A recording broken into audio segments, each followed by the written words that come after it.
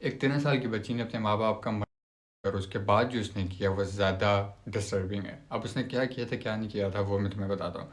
अब एक 13 साल की बच्ची थी, उसको अपने माँ बाप जहर लगते थे। लाइक उसको पसंद ही नहीं थे अपने माँ बाप, क्योंकि उसको कुछ भी नहीं लेकर देते थे। अब वो कुछ मिडिल क्लास थे, ठीक है, जाहिर सी बात है, मिडिल क्लास जो होते हैं वो बहुत देख देख के पैसा लगाते हैं। उसको ये चीज़ पसंद नहीं आती थी कि लाइक जो मुझे चीज़ चाहिए वो ये मुझे लेकर नहीं देते। तो उसका बाप पुलिस में था, उसकी माँ हाउस वाइफ थी, ठीक है। वो पुलिस में क्यों था ये मैं क्यों बता रहा हूँ, तुम्हें आगे चीज़ समझ आ जाएगी। अब उसको उसकी बेटी जो थी ना, लाइक वो जब भी कुछ भी मांगती थी तो कहते थे अभी हमारे पास इतने पैसे नहीं है तो हम कुछ भी नहीं कर सकते, ये वो सब। अब उसको ये चीज़ पता लगी, she came to know about this, कि जब भी अगर तुम इकलौते बच्चे हो और अगर तुम्हारे पापा गुजर जाते हैं तो तुम्हारे लिए एक रेस फंड होता है जिसमें तुम्हें काफ़ी पैसे मिल सकते हैं। जब उसको ये चीज़ पता लगी, अब शी इज़ 13, लेकिन उसको इतनी नॉलेज मिल गई थी, लाइक उसने जब देखा इधर उधर कि यार मैं किस तरह पैसे ले सकती हूँ बिना, लाइक इस उम्र में, जब उसको ये चीज़ पता लगी कि यार अगर मैं इनको टपका दूँ तो मुझे काफ़ी ज़्यादा फंड मिल सकता है, तो उसने फुल प्लानिंग की।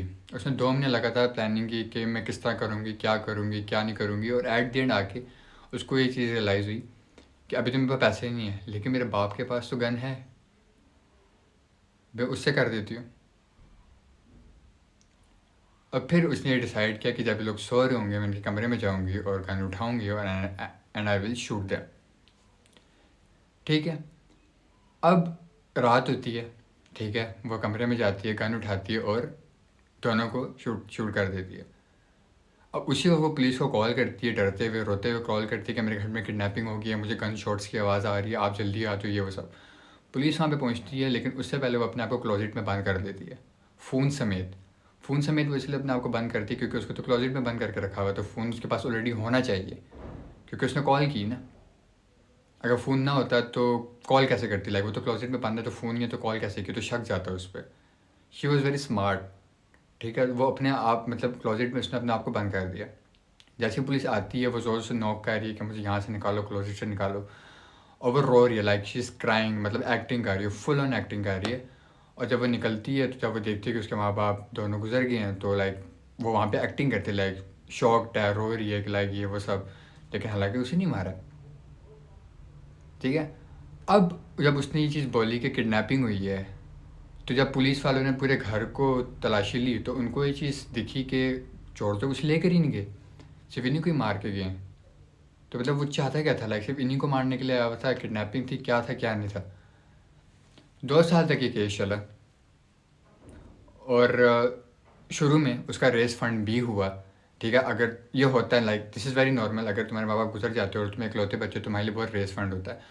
और मिनी मैक्सिमम उसके लिए 5 से 6 लाख रुपया रेस फंड हुआ। उसको जब ये चीज़ पता लगी कि अकेले बंदे के इतना रेस फंड होता है तो उसने उसके आगे क्या किया तुम वो सुनो।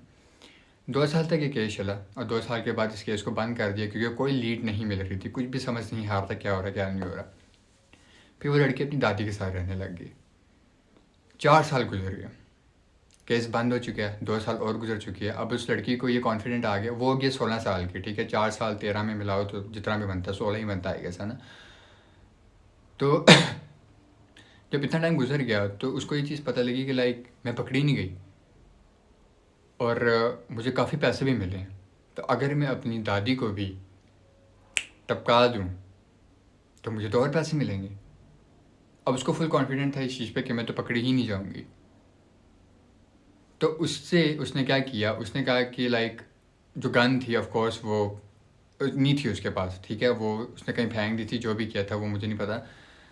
लेकिन उसने एक पॉइज़न लिया जिससे आपको स्लो डेथ होती है, लाइक आप वो आहिस्ता आहिस्ता इंसान को देते रहते हो, 6 महीने 7 महीने लगते हैं और फिर आपकी डेथ हो जाती है। आप एकदम नहीं मरते, इंस्टेंट नहीं मरते, आप वो आहिस्ता आहिस्ता आपको पॉइज़न दिया जाता है। मुझे पॉइज़न का नाम नहीं पता लेकिन उसका काम यही होता है।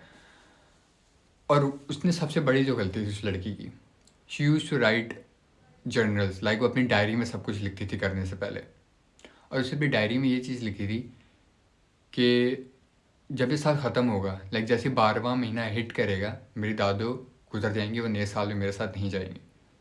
उसने फुल कैलकुलेशन की थी कि लाइक मुझे नए साल में जाना है तो मुझे इनके साथ नहीं जाना। तो उसने कैलकुलेशन की कि कितने महीने पहले मैं ये चीज़ स्टार्ट करूँगी तो ये 12 महीने में आके, 'स्लो डेथ पॉइज़न' जो है वो अपना काम कर देगा।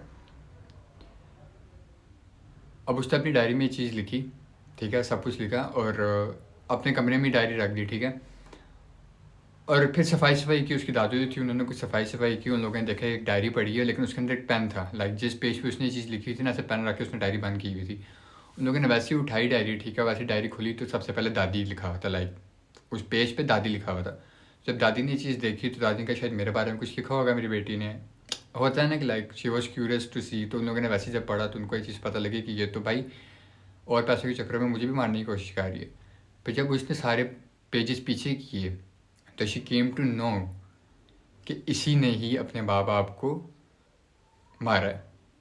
उसमें हर चीज़ लिखी थी, A to Z हर चीज़ लिखी हुई थी कि उसने क्या किया, किस तरह किया, क्या किया, जो भी साहब सब कुछ था।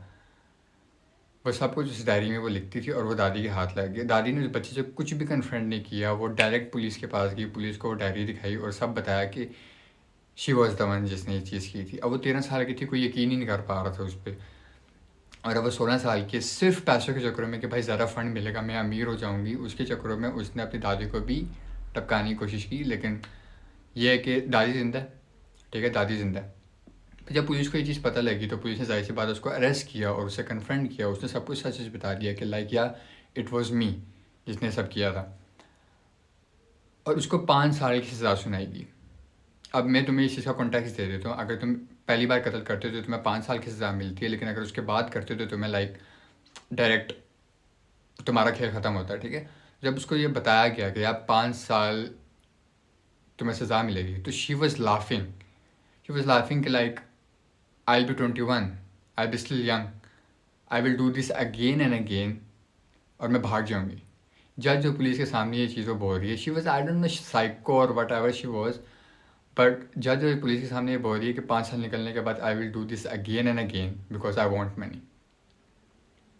जज जो पुलिस के सामने, और उसकी सज़ा ज़्यादा या कम नहीं की मतलब इस चीज़ की वजह से।